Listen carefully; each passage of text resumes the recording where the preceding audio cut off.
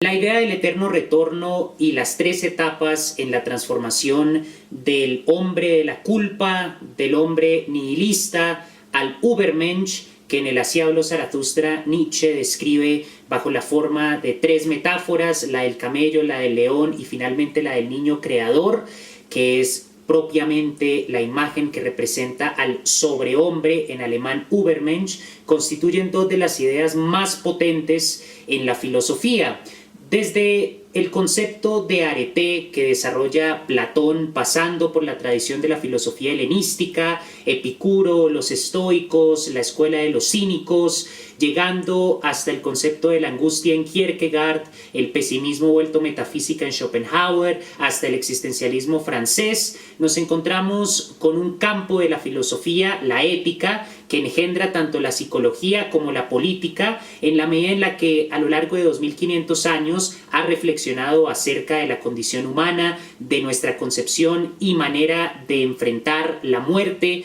cómo lidiamos con las pasiones, el sufrimiento, qué tipo de condición es la de una existencia que se sabe finita, que sabe que algún día va a morir. Somos seres para la muerte, como dice Heidegger, seres incompletos que estamos condenados a ser libres porque la esencia viene después de la existencia, como plantea Sartre. Y por lo tanto tenemos en la filosofía un vasto repertorio de ideas que fueron concebidas no para analizarse académicamente, no solamente para estudiarse, sino para llevarse a la vida cotidiana. ¿Cuál es el criterio para decidir si la apuesta de la imperturbabilidad o la ataraxia estoica es más adecuada que la ética de la resignación de Schopenhauer? ¿Cuál es el criterio que nos permite decir que la noción de la libertad en el existencialismo de Sartre es más útil, es mejor que la idea del hedonismo en Epicuro? Pues no hay una forma científica de determinar este sistema filosófico sirve mejor para vivir que este otro sistema filosófico. La manera de probar cuál es mejor es sencillamente aplicando esos sistemas a la vida cotidiana. ¿Qué tipo de vida tendríamos si viviéramos bajo los preceptos del Enquidirion de Epicteto? ¿Qué tipo de vida tendríamos si siguiéramos los consejos y las pautas que plantea el emperador Marco Aurelio en sus meditaciones? ¿Qué tipo de vida tendríamos si aplicáramos la noción de la transvaloración de los valores, de la lucha contra el nihilismo, de la búsqueda de la libertad del niño creador en Nietzsche? Pues hay que comparar y de esa forma decidir. En esta ocasión me voy a concentrar específicamente en la filosofía de Nietzsche, porque considero que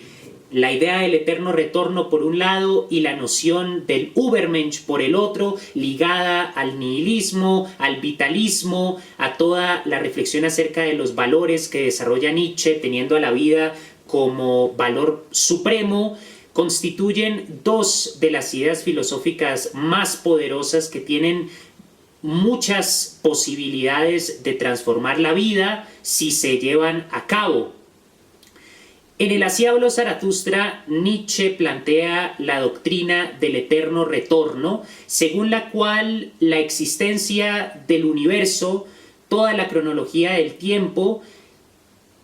es un ciclo que se ha repetido indefinidas veces antes y seguirá repitiéndose eternamente. Ahora, es posible interpretar la doctrina del eterno retorno de dos maneras. Uno podría decir que al considerar que toda la historia del universo ya ha ocurrido infinitas veces antes y seguirá repitiéndose infinitas veces en el futuro, que todo está predestinado, todo está predeterminado y no hay libre albedrío, todo lo que hacemos ya ha ocurrido infinitas veces antes en ciclos idénticos infinitos que se han ido replicando por toda la eternidad y lo seguirán haciendo interminablemente. O, como sospecho que era la manera en la que Nietzsche interpretaba el eterno retorno, este es el primer ciclo y a partir de este ciclo todos los demás ciclos a lo largo de toda la eternidad se van a replicar, es decir, lo que hagamos en este momento va a repetirse eternamente, porque es la única forma en la que tiene sentido pensar la idea del eterno retorno como una pauta ética. ¿En qué sentido? Si nosotros pensamos que todo está predeterminado, no tiene sentido hablar de la transformación que va del camello al león, al niño creador, que son metáforas para describir ese movimiento del esclavo, de la culpa y del nihilismo, que luego se convierte en un destructor de valores, pero no crea nada porque solamente continuamente destruye y luego termina convirtiéndose en el niño libre de culpa, libre de vergüenza, libre del sentimiento de venganza, que es el único capaz de crear genuinamente y por lo tanto es el Übermensch, el sobrehombre, no superhombre, porque esa traducción equívoca nos hace pensar en la tergiversación nazi de la filosofía de Nietzsche. La traducción es sobrehombre. Über en alemán significa sobre, no super. Entonces, si consideramos que todo se ha repetido indefinidamente y no hay libre albedrío, los camellos, o sea, las personas esclavizadas por el nihilismo, van a seguir siendo esclavas del nihilismo y no hay posibilidades de que se transformen en el Übermensch. En cambio, si asumimos que a partir de este ciclo se van a replicar todos los demás infinitas veces, es decir, que tenemos libre albedrío porque este es el primer ciclo que va a determinar lo que constituyen la cronología de sucesos que se van a reproducir exactamente igual de aquí en adelante por toda la eternidad, pues entonces lo que hagamos ahora tiene una importancia enorme, a tal punto que todas las decisiones que tomamos debemos realizarlas con el conocimiento de que lo que decidamos va a tener repercusiones que se van a repetir indefinidamente. Cualquier decisión, cualquier elección va a reproducirse infinitas veces. Nosotros vamos a morir, no hay nada después de la muerte, el universo va a seguir expandiéndose, quizás se va a contraer con las teorías de la física moderna, posiblemente va a producir un nuevo Big Bang, pero la doctrina del eterno retorno de Nietzsche asegura que en algún momento todo volverá a ocurrir exactamente igual, el universo puede destruirse, pero luego aparecerá un nuevo universo que evolucionará exactamente de la misma manera que este, y todos volveremos a existir y todo se replicará. En ese sentido, lo que decidamos hacer ahora volverá a repetirse en ese nuevo ciclo y así eternamente. Esa es una idea a propósito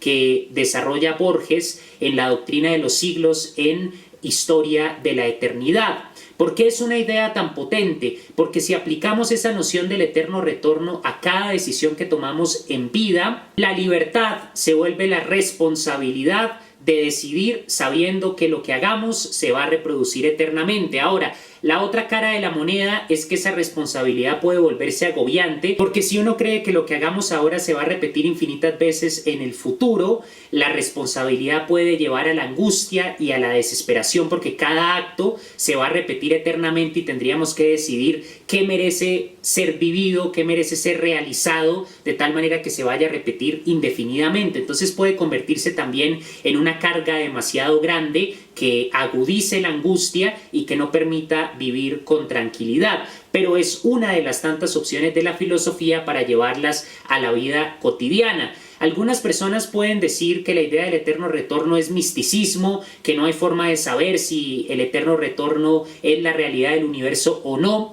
pero de lo que se trata no es de la universalidad o de la objetividad de esas ideas filosóficas, si existen o no independientemente del contexto humano. De lo que se trata es de aplicarlas en la vida cotidiana para determinar cuál es más veraz. La veracidad de esas ideas filosóficas no es una veracidad como la de la ciencia, que se demuestra fuera del contexto humano porque existe ahí en el mundo, sino que estas ideas son creaciones humanas que para comprobarse o demostrarse tienen que aplicarse en la forma en la que vivimos. Con relación a la transformación del camello al león y del león al niño creador, es una idea que puede aplicarse, por ejemplo, como una posible terapia ante ciertas enfermedades mentales, la ansiedad, la depresión. Todos estos estados psíquicos implican, con el conocimiento actual en neurociencia, conexiones entre las neuronas que alimentan obsesiones, que alimentan pensamientos recurrentes, obsesivos, que producen la angustia, desatando cortisol y adrenalina, que producen la asociación de recuerdos y de estímulos sensoriales que lleva a el delirio paranoico, las alucinaciones auditivas o visuales de la esquizofrenia. Todo tiene una base física en el cerebro. Y podría pensarse que frente a esa base física, electroquímica, anatómica incluso, no hay nada que hacer. pero el mismo pensamiento puede, mediante la neuroplasticidad, transformar esas conexiones entre las neuronas.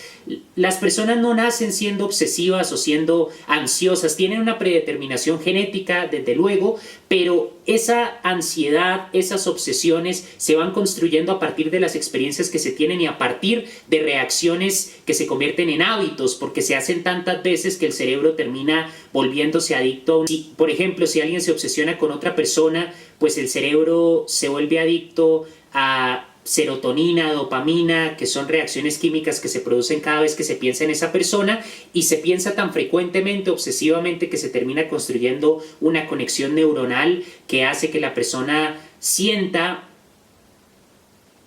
un síndrome de abstinencia cuando se le niega el objeto del deseo, aunque no lo quiera conscientemente, porque ya es una conexión de las neuronas, ya se cambia la plasticidad del cerebro de acuerdo a los hábitos. Entre más recurrente sea un comportamiento, más enraizado estará en la estructura misma del cerebro, pero al mismo tiempo eso significa que si se hace lo contrario con el mismo nivel de frecuencia, pues entonces es posible revertir esa conexión neuronal y revertir esas reacciones cerebrales.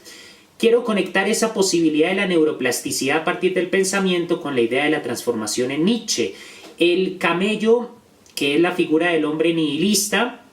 puede convertirse en el león que solamente destruye, y ese león tiene la posibilidad de convertirse en el niño creador. Esa posibilidad de transformarnos implica que nuestro ser, como seres humanos, es un ser incompleto, es un ser que debemos inventar continuamente, es el ser para sí que describe en El ser y la nada Sartre. Es un ser que, aunque sea para la muerte, como plantea Heidegger, está incompleto, y eso implica que tenemos la responsabilidad de continuamente inventar y reinventarnos. No somos seres acabados, no debemos conformarnos con una patología. Somos ansiosos, tenemos depresión, tenemos obsesiones, pues tenemos que ver la posibilidad de transformar esas estructuras neuronales a través de nuevos hábitos recurrentes. E implica también una reflexión acerca de la fuerza de la voluntad, en el sentido de la voluntad en la filosofía de Schopenhauer, por ejemplo, o en la filosofía de Nietzsche, la voluntad de poder, una voluntad de poder adaptada a la capacidad de transformación, porque conformarse con la mentalidad de la víctima, del enfermo, del que está predeterminado a una serie de patologías y enfermedades, que solamente debe consumir medicamentos y si los deja de consumir vuelve a caer presa de esos abismos y de esos infiernos, parece ser una especie de nihilismo. Y para contrarrestar ese nihilismo, una de las ideas muy potentes es que el ser humano puede transformarse. Y esa idea la podemos nutrir con la filosofía de Nietzsche y con el concepto de la libertad en el existencialismo francés.